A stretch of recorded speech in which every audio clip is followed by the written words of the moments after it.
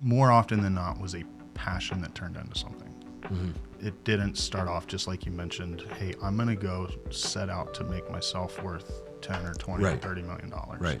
It was, hey, I want to go do this thing. I'm tired of whatever situation they were in. They punched out of maybe a job that they were reporting to and took ownership.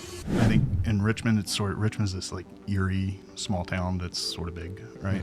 You're not more than 2 or 3 degrees from any other person. So your name can become mud pretty quick. 100%. Yep. So I learned that, execute on what you say. Traits, I think a consistent like commonality would be values like are passed down, right? So, and you would know the names, but they do teach money. They do talk about money.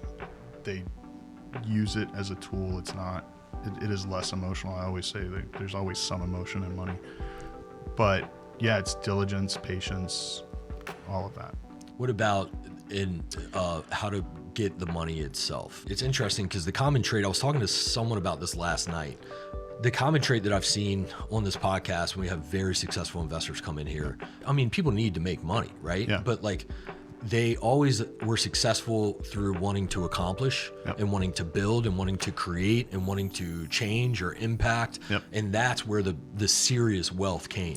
There's no one in here, man, I wanted a Lamborghini and I just like, and again, it may be out there, but my experience with the guests I've had on this podcast and other people in my network is like, as long as they're making money, they could care less about the money. It's just they want to accomplish, and the more they accomplish, it just turns out the more money they make. Follows, So what did you start to see as a way to make money? You know a lot more now. Yeah. But at age 23, working with these individuals, did you start to see real estate, business ownership, other investments, and start to think about that in your own head?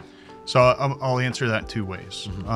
One, through the lens of some common items on balance sheets of very successful people that I was like, hey, I don't feel like they're too different from me other than where they are in life right now. But they're also later in life.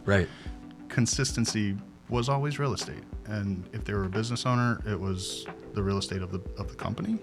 And if they, were into, housing in different ways, that was a common theme. Discipline, like staying the course matters.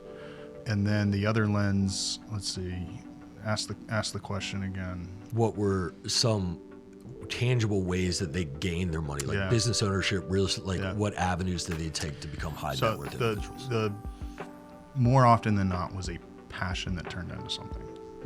It didn't start off just like you mentioned, hey, I'm going to go set out to make myself worth 10 or 20 or $30 million. It was, hey, I want to go do this thing. I'm tired of whatever situation they were in. They punched out of maybe a job that they were reporting to and took ownership. And that's I would say the most common theme is ownership over their situation.